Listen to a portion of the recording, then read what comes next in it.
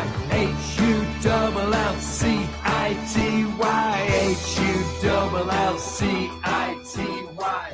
That's all we need. Hello and welcome to another edition of the Tigers Down Under. I'm your host, Alex, and with me I have Brad. How are you, Brad? Good, mate. Thanks for having me. Not a problem. I think this is first appearance for the season. So I guess I'll start off before we dive into that Preston result. I guess just overall thoughts on, the summer activity, but also the way the season started and how things are looking. Look, getting a win in the first game was always going to be a great way to start because we normally get off to a slow start. Previous years, we haven't had that transfer activity to get us excited about, or not to mention a decent-sized squad. So we've got no excuses, really. But I think the thing that I've been happy with is just the fact that we've actually brought in some attacking power. Obviously, with KLP going, we were never going to be able to replace him per se, but it looks like we've actually stretched the squad a bit more attackingly anyway. Yeah, no doubt.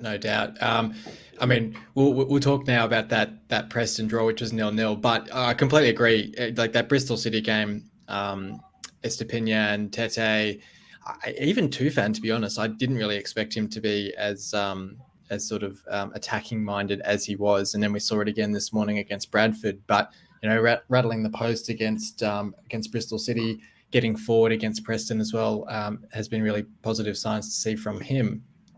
Let's talk that. Definitely.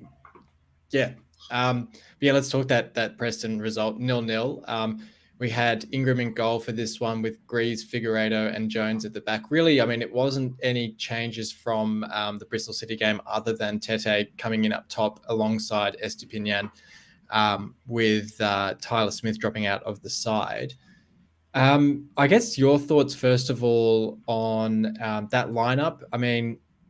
We sort of talked last week, Dan, myself, and Mike talked about the fact that we have Ali starting at left wing back when we've got, I assume maybe Elder's not fully fit. I don't know, but what's your sort of take on having that striker filling a left wing spot? Interesting. I think probably if you go back to the Bristol City game, we actually, for good patches, didn't look like we're in control, but we were threatening enough. And it was almost like in this game anyway, we were still trying to play that game, but it's almost like we had a bit too much confidence. I think we sort of felt like defensively, and it's always easy to say it when it's a 0-0 draw and your best players are probably the more defensive-minded players. But I'm thinking more out loud that if I was looking at the way we actually played, we were probably not that breakaway side from the first game, and I think that comes down to that lineup. Yeah, no doubt. It was interesting. Looking back on the Preston game, I felt like we tried quite hard in that first half to really get at them and to create opportunities and break them down. But that second half, it felt like we fell away a little bit. We sort of wilted under that pressure, so to speak, and they had a lot more chances in that second half. I think the final tally was 20 shots to 6, really, which tells the story, and then 6 on target for them, only 1 on target for us. We had a few other pretty decent chances, like Greaves' header just flashing over the bar as well, for instance. But it does feel like, granted, Bristol City result, we got the penalty and we got a pretty heavily deflected winner. And we saw again this morning the fact that we can't really create that many clear-cut chances. It feels like maybe we sort of talked pre-season as well about the fact we need that sort of creative midfielder to come in, but it feels like we're that sort of one player away from really clicking as a side. Yeah, look, that's a really good sort of summary, because I was just thinking while you were saying that, well, what if there was someone like a Honeyman in the middle? Would that have been the glue? Because, look, defensively, we're good. It's a clean sheet, so you take it. But it does sort of appear to me that, and maybe the manager's still trying to work out even the exact way that formation should sit. But for me, I think he said something in the post-match about the fact that the forwards looked tired or ran out of legs. And I felt like, and he made those changes accordingly. But I don't think that was the problem. I think the problem was our central midfield just seemed to be there. And other than a few good moves from Slater early in the second half, we didn't really look like we were there to play in the second half. Yeah, that's right. We've got this comment here from Joe Blogs, which is exactly what I was sort of getting at, and the sense that I got and you got alluding to with those substitutions made. It did feel like we just sort of sat back in that second half, and whether it was a bit of Preston's pressure and us sort of not being up for the fight, or whether it was us sort of saying, look, we're away at a pretty decent side, let's settle for that 0-0 draw, get that point on the board, remain undefeated in the league. It was a bit of a disappointing performance that second half. I guess we're sort of used to, well, we saw the previous week against Bristol City, that push and that fight till the end, which may well also be influenced by the fact that when you're at a stadium with, 16, 17,000 the previous week at the MKM sort of roaring you on, there is that extra little bit of motivation to push on for a winner. Yeah, and look, that's not a bad thing either. If we're going to be at home and we're going to be at least in this top half to playoff positions, we have to basically pick up the points away. I think probably the thing that, and maybe why the manager's not probably overly stressed about it yet, is there's been a lot of overhaul in this first team squad. And Preston away, not an exciting fixture for anyone, but the fact that a clean sheet and a point, wow, we'd take that. Yeah, 4 points from the first two games, absolutely would take that, and off to a good start. As you said as well, really important that we've got another clean sheet. I think I saw the stat, I don't have it in front of me, but Ingram's clean sheets away from home, I remember he went on that ridiculous streak last season as well. It was like 6 or 7 games in a row without a goal conceded, because I think he went off injured against QPR. Cartwright came on and we conceded in that one. But it's another clean sheet away from home for him in this one. So I think I saw his like second or third most saves in the championship at this point after 2 games, which is also pretty remarkable. Oh, look, it is, mate. And these, to be honest, although I know the stats probably don't flatter us, these are the games last year that we would have conceded something in the last 10 minutes and walked away with nothing.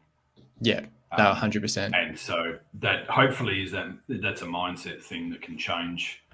And it's sort of funny that probably to reiterate what you said about Joe's comment is here we are sort of almost feeling like 0-0 draw at Preston is actually not up to scratch, because I think we've probably got those reasonably high expectations of what this squad can do. But I think probably the only thing that was a negative from the game itself was it did seem like there was, like you said, there was a link missing between forward and back, or back and forward, whichever way you want to look at it. And I think that central midfield spot, and it may even be just style or shape, not necessarily the cattle we've got, that he'll probably have a good look at. Fair enough. Your MVP votes from the game? Look, I have to put it out there to say I've already seen Alex's. So I've got to deliberately do something different, because I had almost the same. Right. Greaves again. Greaves, just, I love him. He just epitomises everything about why we are a decent team. If we didn't have him there, I can honestly say I think we're about a quarter of the team we are without him. He's such a rock, and it's easy when it's 0-0 to say you're defensively good, but he just keeps impressing. Every time he turns out, he just doesn't seem to really have anything but black and amber blood. So we love him. Ingram, clean sheet, and probably on a night where we could have easily conceded one, and it wasn't like they didn't necessarily pep at us a bit. So I would probably give Ingram the 2.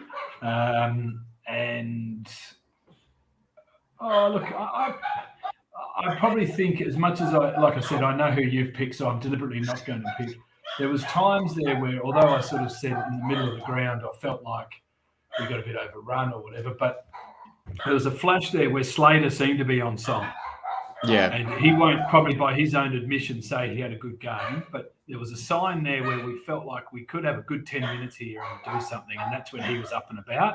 Unfortunately, he drifted away, but I could have probably given 1 point to about 5 of them.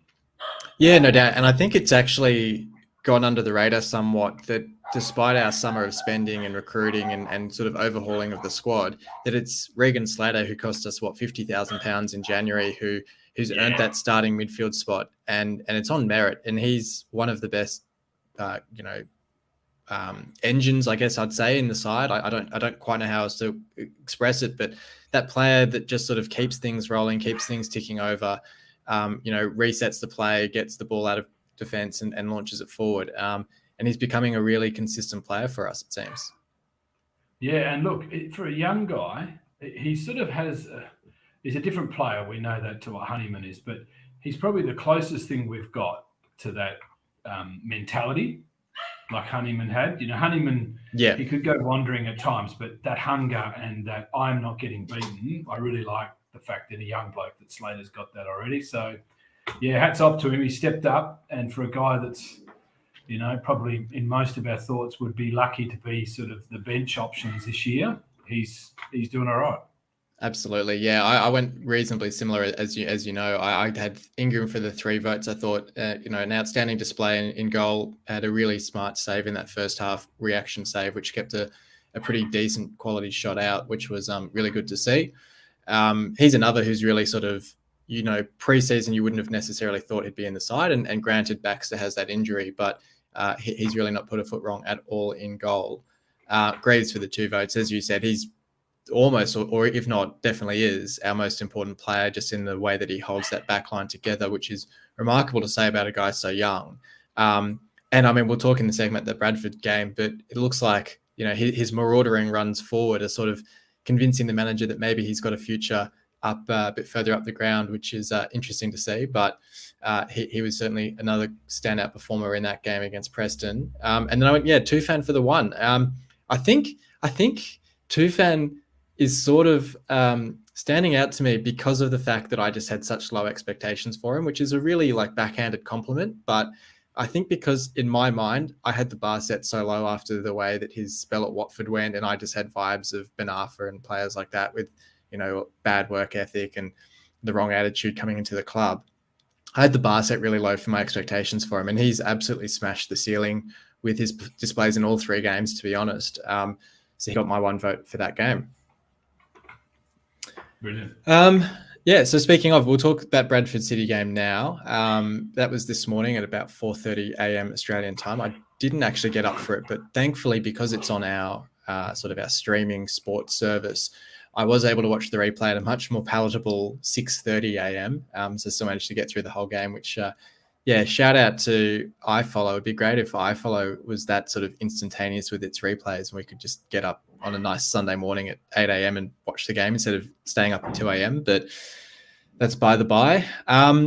This was a bit of a rotated lineup, as we sort of expected. We had Robson in goal, Elder, McLaughlin, Jones, and Williams, I believe, was the back line.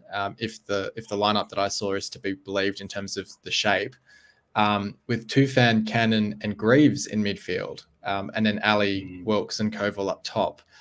Pretty interesting dynamic sort of lineup. I remember because I started watching the game, having not seen the lineup, but sort of just piecing it together from who was on the pitch. And I thought, is it 3 at the back with Elder at wing back and then Ali up top? And then I was trying to figure out how that then meant we were lining up on the other side of the pitch because of Williams and Wilkes. And and Koval as well. And I was trying to figure out maybe it was 3 at the back and Koval was playing midfield. I wasn't too sure. It was a bit of a dynamic formation. And then we made those subs at halftime anyway, and Coyle came on with Figueiredo, Slater came on in the second half, and then Tete and Estupiñán as well. So, it's interesting. I think we're sort of playing around with the lineup and the formation a bit as well, which was interesting to see in this game. And obviously scored that first goal, sort of, it was an own goal in the end, but sort of Tufan with a great shot against the crossbar, before we conceded 2 in that first half and didn't really get back into the game from that point. But how did you see it? I guess starting off with that lineup, and then how you saw the game unfolding. Well, I mean, it's basically an armchair view, mate, so I'll put it out there. It almost seemed to me like the manager had decided this was a fixture that he can rotate the squad. These guys aren't in the same league as us, pardon the pun. And this squad's good enough to beat basically Bradford's best chance. And that's where I think the lineup came from. So I'm the same as you. I Greaves in the middle of the park just doesn't work. And look, again, I just sung his praises against Preston. He's a good player, but him in the middle of the park, for what advantage, I don't know, with the squad that we've got. We didn't need to play. Well, it looked to me like sort of playing like almost like a 4-1-2-3, and Greaves was sitting in front of the back four, but then we lost that creativity and link to the front three. And I think although possession-wise and obviously our passing was crisp, we didn't actually look a bad side. The two quick goals that they scored basically came about the time that I think our players weren't. They were probably set up exactly how the manager wanted, but both of those goals came from loss of possession and changes in the middle of the park. And that was where I meddled too much. And I think that's right. Yeah. The manager's right. I saw one of his comments, and mind you, it's only print media, so I don't know if it was true or not, but one of his comments about basically, he made a lot of changes, but that shouldn't matter. Yeah, he's right, but the changes weren't just players. It was formation, it was structure, it was a lot. And not to mention, generally when you make anywhere up to 5 or 6 changes, you've generally got a couple of guys that are playing in their normal positions mixed in with that. But then to put Greaves in the middle of the park like that, not to mention we've got no shortage of midfielders. We didn't need to. I just think he probably just was almost like he was moving them around on the board beforehand and trying to work out where to fit 7 new players. Yeah, and I think as well, you've got players, yes, granted, the formation wouldn't have helped the players either, but then you've also got the players such as Wilkes and Cannon to an extent. I think Cannon had an okay game, to be honest, but you've got these sort of fringe first team players where you're saying to them, show me what you've got, show me that you deserve a place, on the bench or in the starting lineup for the league games. And I just didn't think Wilkes offered much at all. I think it was actually funny early on. I was watching the play. This is going to probably not sound great. I was watching the play thinking, Wilkes is really putting an effort in, player on the right wing, sort of flashing up that line with that sort of frosted perm. And then I realized it was actually Koval. And I was like, actually, he's the one putting the effort in. Wilkes is sort of just lumbering around. So, I wasn't too impressed with Wilkes. Maybe the hope would have been if he'd scored a goal or two in this, it would have upped his price with Chef Wednesday and they would have come in and taken him off our hands. But it's a bit of a disappointing result for a few reasons like that. Just the players, the formation, not necessarily the cup run per se, but just having these games to get those minutes into the legs of the squad. Because we do have, as you said, we've got quite a large squad when you actually look at the players. And granted, there are a few who are injured, but disappointing to go out in that manner, 65% possession, but we could only create, 2 shots on target, I think it was. Yeah, and probably even just talking about some of those guys that were brought in, like, and this is not to single anyone out saying they were poor, but Cannon looked lost. And from what you hear about, especially going back to the reason why we signed him in the first place, he's a real sort of rugged, nuggety attacking midfielder with not all the tricks, but with just decent passing and, all the staples. But you would have thought, like you mentioned, you've got Wilkes, Koval, you're playing 3 across the top to sort of have that almost ping pong effect for 20 or 30 minutes during the game where we concede those 2 goals and probably, to be fair, could have conceded another one just as easily. Yeah. You sort of got to take the fact that the manager got it wrong. Yeah. And I don't believe for a minute that means we win the game if he's got the formation right. But I also think, like you mentioned, it wasn't just the fact of playing a different formation. It was the fact that we're playing 2 or 3 guys out of ideal positions as well. And that doesn't help when you've got this young talent trying to push for a spot. No, definitely. Well, disappointing to go out. Obviously played against Richie Smallwood, which was fun to see him back up against City. Had a pretty reasonable game himself. He was on. I noticed he was on corners for them. I was like, it's a string to his bow. I didn't really realize that he had, but I'm sure he would have been happy with getting one over City as well. And Mark Hughes as an opposition manager, talking about managerial meddling with the lineup and things like that. Mark Hughes is a pretty reasonable manager, so he would have set them up in quite a manner to sort of absorb what we could throw at them and really hit us on the counter, which is exactly what they did. Well, it's a good question. What did you think their formation was like? Yeah, it was effective. It was. I thought. I mean, it was interesting actually. I mean, you talk about players looking lost or looking out of position or unsure of what's needed of them. They had a player who was signed from Crystal Palace literally a day, 24 hours before the game. They had a goalkeeper who I think had only signed for them recently as well, and it was his first experience with the side as well. So, it's not excuses, but like sort of the reasons that we give or the reasons that we're sort of seeing in our side for the performance aren't sort of excuses that Bradford were using. And they had a strong performance because I think the manager had them set up in a way, as you say, it's a formation that they know, it's a structure that worked, and it was an effective one. And it just counted what we could throw at them. And it's sort of ironic, not that he played a brilliant game, but seeing Smallwood up against us, effectively playing in the role that technically you would have liked him to be playing for us instead of Greaves. Yeah, that's right. Not saying he's in our first team. He's not. But I thought personally, mate, that we were a better side in a lot of patches, but they remarkably, and it may be the manager, they just stuck to their role. Yeah, fair shout. Okay, well, we'll move on then. Off-field news. I guess the biggest piece of news is we did confirm the signing of Lo Tutala, I think is how it's pronounced, French under-19 international goalkeeper for a 3-year deal plus the option of an additional year. Obviously don't know too much about him. I know he was at Spurs up until recently. I think we actually paid a compensation fee to them for him. We'll provide good cover for Ingram while Baxter's out injured. I'm really curious about this signing for a couple of reasons. First of all, it's being announced and treated as a first team signing, which I think, fair enough. He's a decent quality player by the looks of things. But then I look at like Koval coming in as an under 21 signing, and he's been involved in all 3 first team fixtures so far.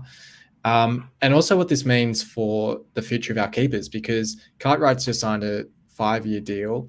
Ingram has signed a new 3 or 4 year deal. Baxter, by all reports and by all chances, is probably going to be signing permanently next summer, unless his injuries are keeping him out for most of the season.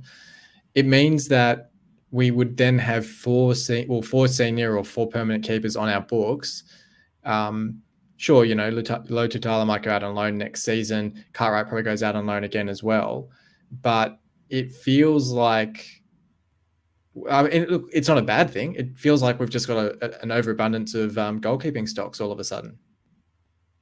And look, maybe, it could be just his principles, if you like, that he likes to have basically the 4 options, because I don't know what, for example, the loan with Cartwright looks like, if you can recall him pretty easily or not. But I think he's maybe just not 100% sure who his absolute first choice is. But he's probably got a bit of a mandate, or maybe not a mandate. Maybe his thinking is he just likes to have the options. And if they're not costing him a fortune, then that's okay. And to your youth point, I honestly believe the owners said to the manager, look, I'll give you some money, but I actually want some players that are going to be here for 3, 4, 5 years, not 1 or 2. Yeah. And building that dynasty, if you like. Yeah, and it's interesting because we saw those links in January to guys like Ryan Barbel and others who are, 34, 35, 36-year-olds where there's absolutely no sell-on value. And as you say, you look at like Ali coming in, you look at a few of the other signings as well, and Baxter's quite young as well, and Lo Tutala's quite young. Obviously, Seri's older, but he's there more as that experienced head. But most of these players are being signed, Cynic as well, who we haven't even seen yet.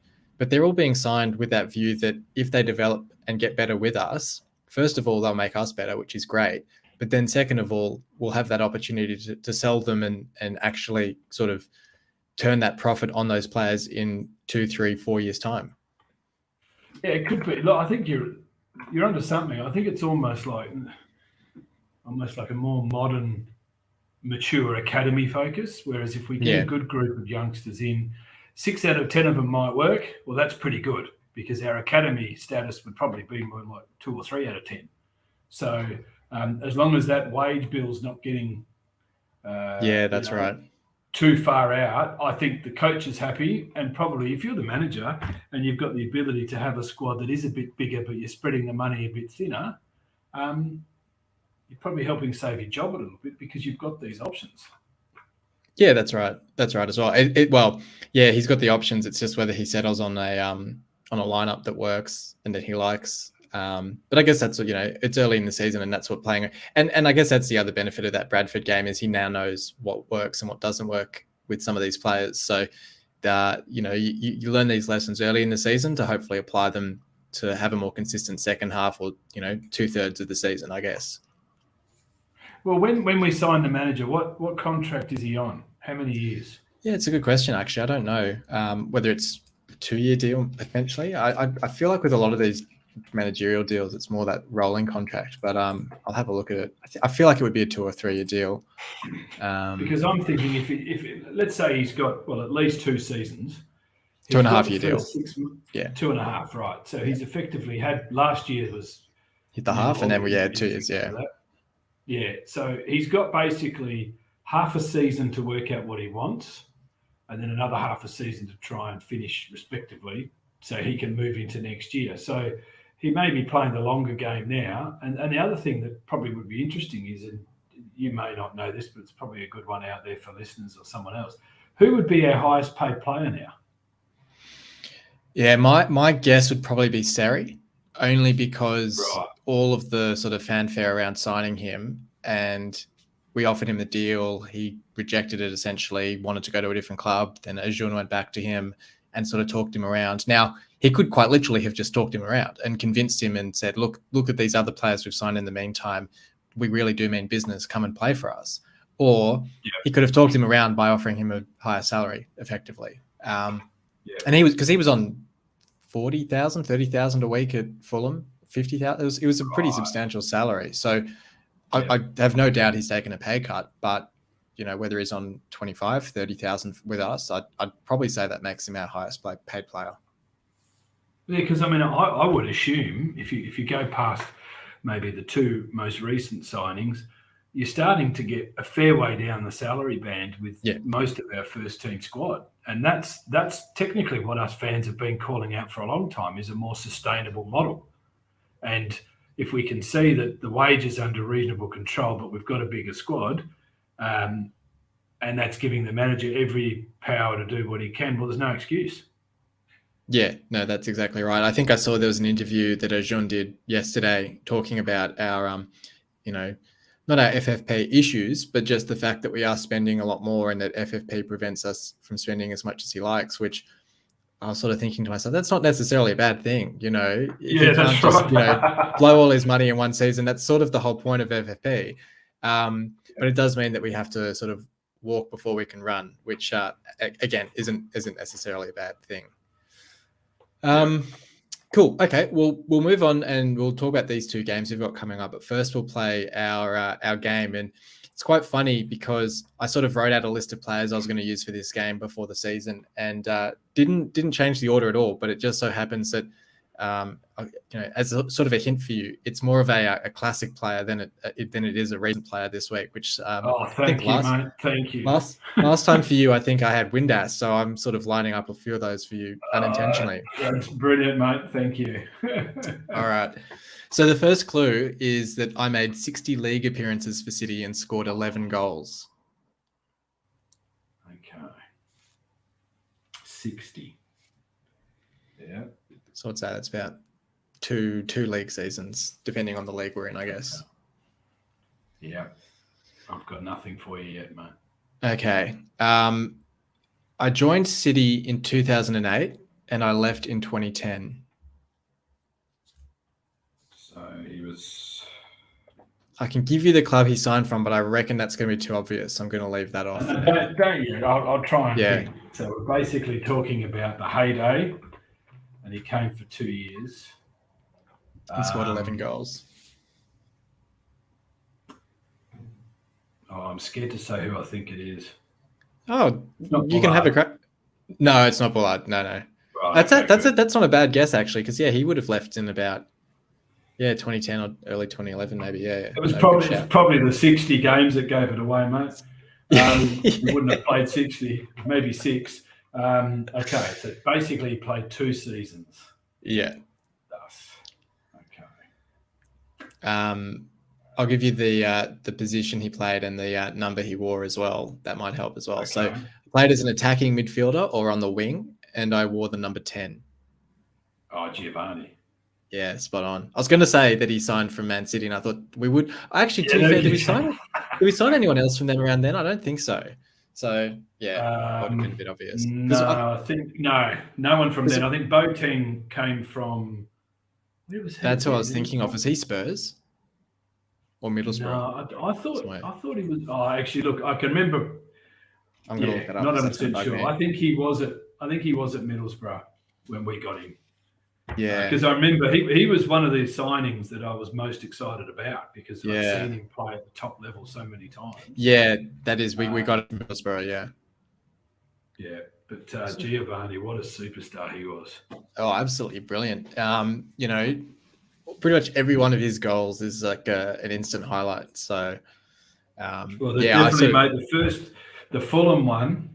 I was basically late at night watching it at home. No one cared about Hull City then, so I was sitting at home watching it live for the first time on Foxtel.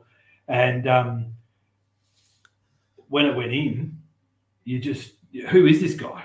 Yeah. Who is this absolute superstar? Because it just did it for fun. And then, of course, he went on that run where I think he scored at Spurs. Obviously, the Emirates was still the peach of all time. He scored another one somewhere else as well. But I just loved it. I think it was the Spurs game. I just loved the panic in the Spurs defence setting up that wall because they'd seen what this guy could do. And it's probably the only time where you genuinely would stop everything you're doing just to see if this guy's got it in him because he just did it for fun. Yeah, absolutely. Good, great player. And he still, I think, didn't he come out when we re-signed our kit deal with Umbro? He came out and was part of the promotion for that. And he still tweets and supports City as well, which is pretty awesome to see that he's still got that connection. I think he probably really. Look, signing him was probably a bit of a Hail Mary to some extent. I mean, the guy's obviously played at the top level, so he's any good. But you think about how important those goals were, and we often laugh about being equal top in the league before Christmas and all that sort of stuff. But without his goals, we were a bottom 3 side automatically. He rescued us that many times. Yeah. No, absolutely. Okay. Well, we've got 2 games to preview for this week, both against relegated sides. The first of which is against Norwich this Saturday night, managed by Dean Smith, who took over towards the end of last season from Daniel Farker, who'd been there for a few years. Dean Smith, previously of Villa. Talking about managers and abilities, I'm not quite sold on Dean Smith as a manager. I think he did pretty well with a Villa side that had largely been put together by his predecessors, and where he'd been beforehand. I mean, he was at Brentford as well and wasn't pulling up trees there, so to speak. They've started with a draw and a loss to Cardiff and to Wigan, not respectively. So the loss to Cardiff or Wigan. Beat Birmingham in extra time in the League Cup this morning, so still haven't actually won a game in 90 minutes this season.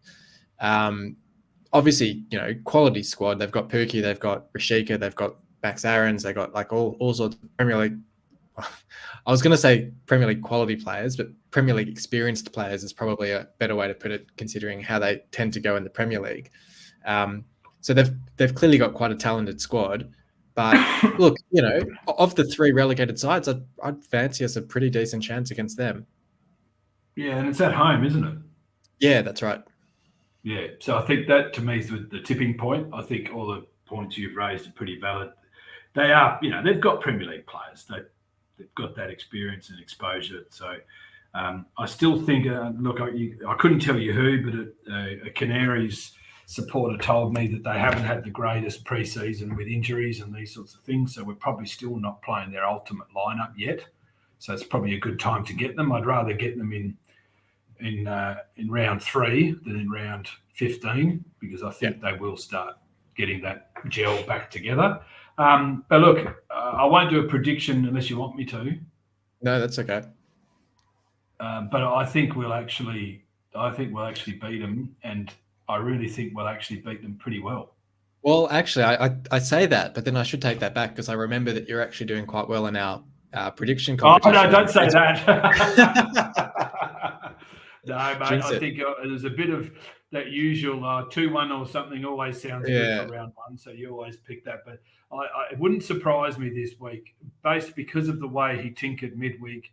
The manager comes out with a very similar lineup to what we played in that first game against Bristol. And I actually think that as each week gets closer and closer to that best first 11 playing more time together, we'll see some good results, mainly because of the fact I think he's actually got a great squad. They just need this little time to gel. So I think we'll go on a bit of a run. I guess on that question then, talking about lineup compared to that Bristol City game, I guess with, the two that started up top against Preston being Oscar and Tete, who I think looked pretty reasonable without, being amazing. Would you put Ali up top with one of them and Elder at wing back? Would you keep Ali at wing back and just basically have an unchanged lineup from that Preston game, or because I guess that's almost the biggest question mark is the front line and how we line up there. Yeah, and look, it's a good point, because I think it may even be one of those ones where you've actually got to go back to the Bristol game and say, okay, where did it change? So, I mean, obviously we scored, both the goals in the second half. We're outplayed for decent patches of the game. But I think personally the changes that he made in that game was what created just not extra chances, but just a little bit more of something. Like we looked all game like we could score, but the last sort of 25 minutes, we looked like we were going to score. Yeah. And although you can say what you like about penalty or otherwise, those changes that were made back then was Elder clearly came on, and so did Doherty, I think, because they both didn't start. Though Doherty's now out with I think he's torn his calf or something. Yeah, so I thought anyway, he obviously, and if I remember, when he brought Elder on, he rejigged that whole sort of front 3 setup. Yeah, and Ali went up front, yeah. Yeah, so I would probably say, knowing that that's the case, I'd probably start with Ellie up front. Yeah. No, good shout. But keep very much, I would certainly keep that back 3 the same, and I just think you could probably tinker with that midfield a little bit. I think go back to that Bristol lineup, but throw Ellie up front. Fair enough. And then we've got Burnley midweek, managed now by Vincent Kompany. I always find it funny with these sorts of sides, Stoke in recent years as well, where they build up their reputation and that perception of being that dour, difficult to break down sort of long ball side. And then they clearly, whether it's the owners getting that pressure from the supporters or they just see the opportunity to have that breath of fresh air come in, almost take a 180 view of how they want to set the squad up and how they want to play their football. And you see Kompany come in. They've brought in the player that we competed with for signing, Scott Twine. They've brought in a couple of other really sort of attacking-minded players. And granted, they were playing Huddersfield on the opening day, who probably played into their hands a little bit, but they were able to play a much more attacking style of football. And it looks like they've settled in really quickly under Kompany. And it's why I sort of said I'd probably rather fancy our chances against Norwich than against Burnley. Granted, I mean, they drew their second game of the season, so they are gettable in that sense. They're not some all-conquering team at this stage of the season. So I guess much like your point about Norwich, it's better to play these sides in games 3, games 4, rather than 13 and 14 when they've settled in a little bit more. But look, haven't beaten them for a while. We beat them 3-0 in the promotion season under Bruce, I want to say, in the championship, but not since then. So how do you see this one? Yeah, and to be honest, I don't like him I never have. We always end up losing to them or playing really well, even in the Premier League days when we were both up there together. I think they beat us 1-0 on a freezing cold night at their dig. And They were played them off the park and couldn't get close. They were always that side like Sunderland, where late in the season would be saying we need 3 points in this game to stay up, and we'd be targeting that fixture, and then we'd lose 1-0. It was them and Sunderland. Yeah. And I think probably if I'm right, Burnley did, when they played Huddersfield, did they beat them 2-0? 1-0, I think. 1-0, okay. But I remember when the press conference was on, there was something there about that. I don't actually think Huddersfield had a shot. Yeah, that was the whole right. game. Yeah, so I think probably you could say at that point that I would take very little out of the Huddersfield performance, other than to say that that's just how that is. The game they played against Luton, and this is from a Luton supporter, he basically said, look, he felt that they were better than them and they deserved something. And I know being Luton deserved something out of it. Yes, being Luton deserved something. And he said something to me like, they got off to a good start. So Luton scored very early, didn't really have the greatest of games, but on a night they didn't play that well. They were actually pretty close, because obviously I think everyone thinks Burnley's going to be this top 4 rocket guaranteed side. And then, Company's going to make sure, because of his background, that these guys are going to just go straight up and leave us all behind. But I can see them having real problems with the fact that their expectations are just too high already. Yeah. Oh, I think this season more than any, the relegated sides aren't guaranteed to go straight back up. And as you say, I think that pressure of expectation might actually get to especially I don't see Dean Smith lasting at Norwich this season, and I don't think Company's in any danger, but as you say, I think Burnley might sort of start to get ahead of themselves a bit. Yeah, we know that poor old Luton are going to struggle, right? We know that, but if they can technically only salvage a draw at Luton, I don't think they're the top 3 team that they think they are. And so, again, it's a good time to get them. Having said that, if I was doing a prediction, mate, and I know we are playing them away, aren't we? Yeah, I believe so. Yeah, so I'm going to have to say 1-0 to Burnley. Yeah, I think. Look, if we can get, obviously 4 points would be fantastic out of this. But even if we could just get 2 or 3 points out of this, so either a win and a loss or 2 draws, I'd probably take that. Out of these 2 games, I think we deserve to get at least something out of the 2 games, so sort of a point at minimum. But look, it's a good early test. It's a good free hit in the sense that if we had lost the first 2 games, then we'd be coming into these 2 games saying, gee, we really need something to get off the bottom of the table, to get points on the board and get rolling. But having 4 points banked already, these games don't carry that sort of pressure in that sense, and we can more just use them as a yardstick on where we are compared to these bigger sides in the division, I think. Yeah, I agree, mate. And if you think about, without setting a lofty target for where we'd like to be at the end of the season, we obviously don't want to be anywhere near relegation. And if anyone was sort of trying to work out roughly what sort of point conversion we need, we really need to end up getting about 60 to 65 points plus to make things work, which really means, like you said, we're sort of looking there at 3 points out of 2 games or 2 out of 2 keeps us on track with that. So if in doubt, go to the average, mate, and run with that. No doubt. Well, look, thank you for joining me for this episode. We've had 4 games to run through, so we've done well with that. So thank you for that. Thanks for having me, mate. No worries. And thanks everyone for listening in to another episode of The Tigers Down Under. We'll be back this time next week to review these 2 games and look ahead to the next set of fixtures. But until then, come on, City.